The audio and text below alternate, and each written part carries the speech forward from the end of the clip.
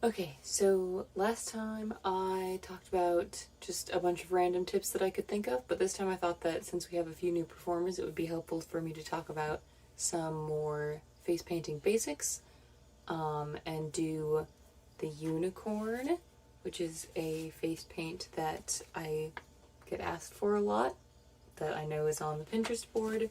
So I'm gonna do that one and give some more basic tips and actually use some correct terminology for the brushes and such this time. So that'll be cool. The first thing that I think is really important is to get your water, which I forgot to do. Ha! So for the unicorn, I'm going to use white, pink, and a rainbow pan, and it'll be good for me to show how that rainbow pan is used. You don't have to use the rainbow pan for the unicorn if you're not comfortable doing that, but since kids like rainbows, and also I like rainbows, I like to use the rainbow pan to give them a rainbow horn. To start with the white, I'm going to get water, and then I'm just going to go right into my paint. If I have a smaller pan like the one in my Mayrons, if I have smaller pans like these, especially if they're running out of paint, it's a little bit risky to just go straight in with a brush fully saturated with water because you don't want the paint to get too wet. It was important for me to practice before I actually went to my first party because, well, one of the many reasons was because I had an instinct to get the paint very wet and activate the paint with a lot of water, which you do not want to do because it's not watercolor paint. That's kind of what I was, the consistency that I was going for, that I was expecting, that I was accustomed to. And that is not quite right. You want it to be more of like a, maybe similar to a gouache, a sort of gel texture. A bit like what you can see here. And I'm activating plenty of paint that you can see is nice and wet. So, not too wet, but somewhat wet. So I can just dip back into that activated paint when I need more without mixing up more next time. And it's important that my brush is nice and saturated with paint so I can get a good color payoff and don't have to keep dipping into the paint over and over again while I'm doing my unicorn. And then I'm going to start by outlining and then filling and then outlining again. I'm going to outline with the skinny end of my flat brush, and then I'm going to fill it in with the flat brush. Obviously it has a big flat side, so that's easier to outline with, to fill with, rather. And then I'm going to outline again with pink, or whatever color the child wants, but generally I use pink. Using a liner brush, or this might also be called a round brush. I call it a liner brush most of the time. I think that's correct.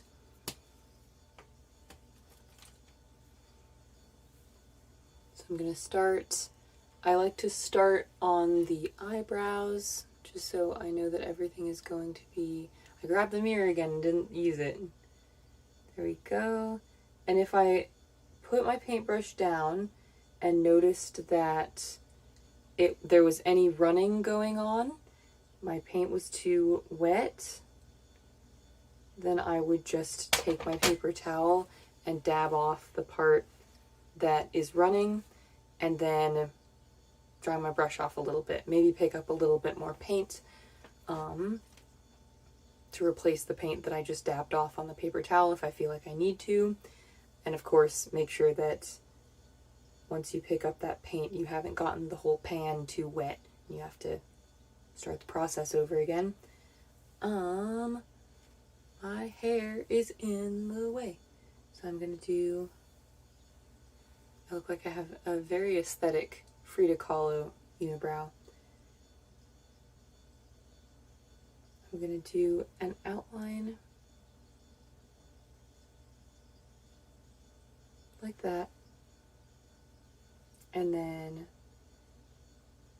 I'm going to finish outlining the ears, and I'm going to go, I try to shoot for, obviously it depends on the kid, but I try to shoot for the ears going over from the outside end of the eyebrow to the inside end of the eyebrow. And then I go like this. And right in the middle is where my horn is going to go. It doesn't have to be perfect. Nice thing about unicorn is that this part doesn't have to be perfect. The fill doesn't have to be perfect because we're going to outline it in pink. And then I go like this. Fill it in. You can get more paint at this point if you want to, if you feel like you're not getting a good color payoff. And obviously all of this stuff, you should be doing it faster than this at a party, but right now we're just practicing. Or just being perfectionists. Oh no, I got it on my hair. Okay, well, usually that's not an issue with kids. Let's see, okay.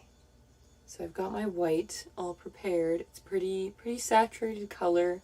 And then I'm going to do my horn. My horn is next. So I'm going to show you how to do the rainbow pan. I love the rainbow pan. I think, okay, I'm going to show you. Okay, so I have my rainbow pan and I have my water. And as you can see, my rainbow pan is running out a little bit, but it still works just fine. I'm going to get another flat brush. For me, it's important that this flat brush that I use for the rainbow pan be as big as possible, because I want it to fill up as much of the pan as possible. So, in this part, it's especially important, I think, that you get the water right. So try to be cautious about the amount of water that you're getting on there. And then I'm going to dip it in like this. Oh, see, that was too much water. See how it's running? That's going to get the colors mixed up and get my colors looking a bit muddy. So I'm going to have a little bit less water this time. And if it seems like it's not enough water, once I lay it down on the kid's face, then, or my face in this case, bars, that rhymed, then obviously we can dab it off again on the paper towel. And I like to make a bit of a show of it and like kind of make this part of the process more exciting. Like it's, you know, it could be just utilitarian and kind of prosaic, or you can take out your rainbow paint and say, can I show you my favorite part of the face paint? And show them this rainbow paint. Like every time I do that, the kids are so excited and it's really cute.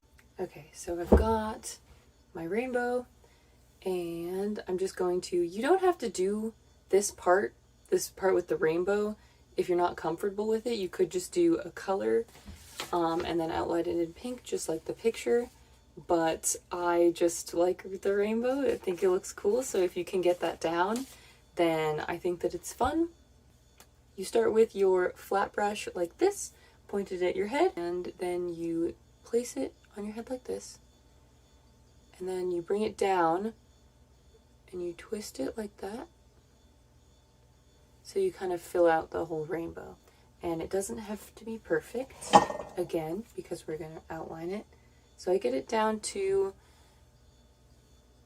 more or less where I put the edge of my white, but I also don't really like to get too much white on my rainbow and risk muddying up the colors, so if there's a little space in between there, then that's fine. And now we're going to, my head itches and I can't scratch it, I'm going to move on to the pink outline. So I've got my liner brush, And I'm going to dip it into the water, and then I'm going to once again try to activate enough paint that when I need to come back and get a little bit more paint, especially since, you know, when you're at a party, you're probably going to need pink more than once, so it's nice to activate more paint than you need right now. And you're going to want a little sheen of activated paint right there. You can see that there's activated paint still in there. It's not too runny, it's not dripping, and my paintbrush looks saturated. One thing that I did not mention last time that's important is that if you just scrape it off like that, then you create a flat brush shape out of your liner brush, and that's obviously not what you want. You would be using a little flat brush like this one if that's what you needed for this part of the process, but what we want is a nice round tip on your brush when you're outlining, so you don't have to deal with that whole calligraphy effect. So we're going to twist it like this, kind of shape the hairs back into that liner brush shape. So it's a nice little circle, doesn't have any flat ends, and then we don't have to worry about dealing with the skinny side and the flat side. Okay, I pulled my hair back for this part, and I also got paint all over my ring light. One sec. Okay, so now we're going to do our outline, and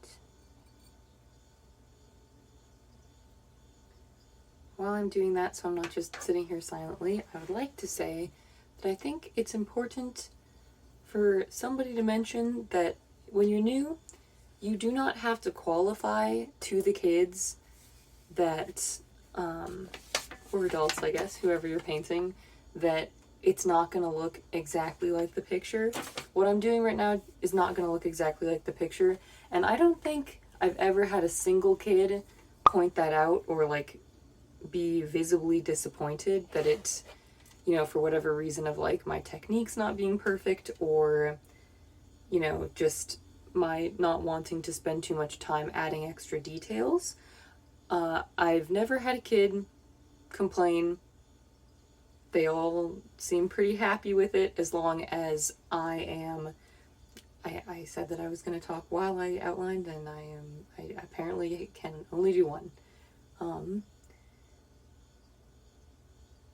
I've only ever had kids be excited if I kind of hype them up and tell them that they look really cute, and wow, you picked some really cute colors, you made a great choice, that looks great on you, you look like a real unicorn, would you like to go show your friends? Like, I feel like if you're excited about it, they'll be excited about it, and you don't have to qualify your skills or the supplies, limited supplies that you might have, whatever the issue is. You do not have to say that it's not going to look exactly like the picture. You just have to be enthusiastic and believe in yourself, you know?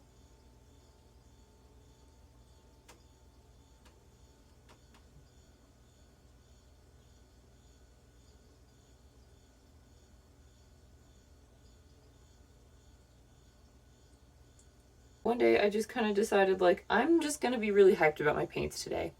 And ever since then, the kids are hyped with me about my paints. Like, when I pull out my paints and I'm like, can I show you all of the pretty colors that I have? And then I open up the paint box like it's a treasure chest. And they're so excited. Like, they ooh and ah over paint. Like, I think that kids like pretty colors just like I do. So if I'm excited about the pretty colors, then they will join me in that. It's really cute. It's like it becomes a part of the excitement that we're about to do something artsy together. And especially when I pull out the rainbow paint, because the rainbow paint is like a really cool concept. Like, it's nifty, it's super colorful and exciting. I had never seen rainbow paint before I started face painting. I had never seen a rainbow paint pan. And if you pull it out and you're like, can I show you my favorite part of the face paint? It's so colorful. It's my rainbow paint. Rainbow paint sounds fake. When I was a kid, I read a book called Catherine Called Birdie, where it was April Fool's Day, and it was like it was set in medieval England, and it was April Fool's Day, and Catherine asked someone to buy her rainbow paint at the market as like a joke.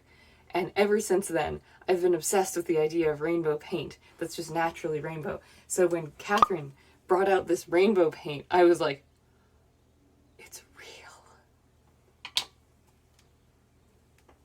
I got my rainbow paint. My rainbow paint dreams are actualized. Catherine's medieval mind would explode.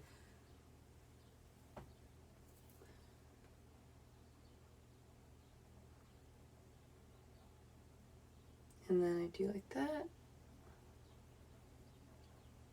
Now, if you want to get fancy and you feel like you have the time, you can do a little pink gradient with a sponge, a littler sponge like this one, inside of the ear, and then put the lines over it if you want. I usually just do this. I think that looks fine. I think it looks pretty good, as long as it's... If you make it too small, I think it looks a little awkward, but if you really fill up the space like that, then I think it looks cute.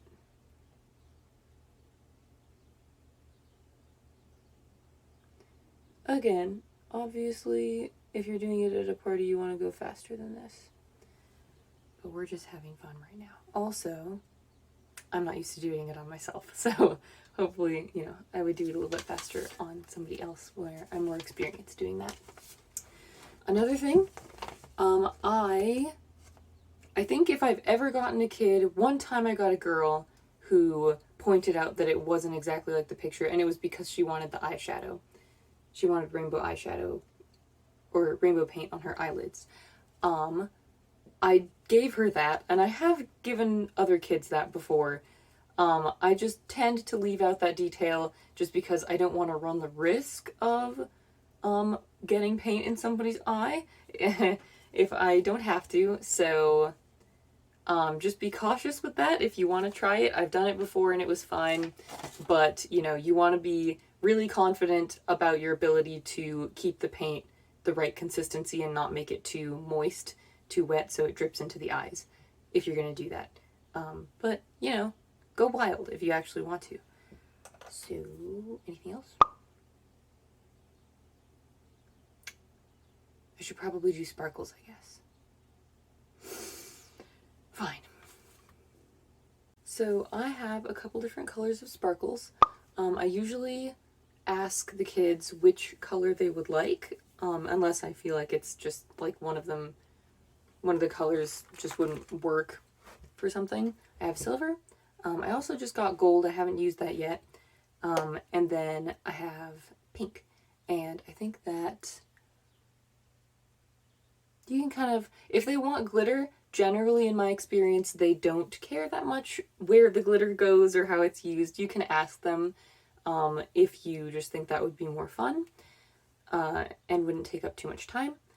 But they usually just think it's really exciting and like it doesn't matter that much. So in my experience, so I'm gonna put it, I like to sometimes, the thing about glitter is that it needs to adhere to moisture. So either you do it while the paint is still wet, or you have to reactivate the paint a little bit while it's on the face. And I think I definitely prefer not to do that once the paint has already dried, because then I run the risk of, I almost definitely will mess up the paint a little bit. So I'm going to just put it on my skin because the paint is already dry right now because I'm moving slowly. I'm going to see, I just messed it up a little bit. Oh well. So I'm going to, and then this is a squeezy bottle, so I'm going to remind the kid to close their eyes, and I'm going to cover their eyes with my hand just in case. And then I'm going to squeeze it like this. So now it looks like, turn it up a little bit. There we go. So now it looks like my there's a little bit of like glittery magic around my horn. And you can kind of correct it with your finger if you're comfortable using your finger.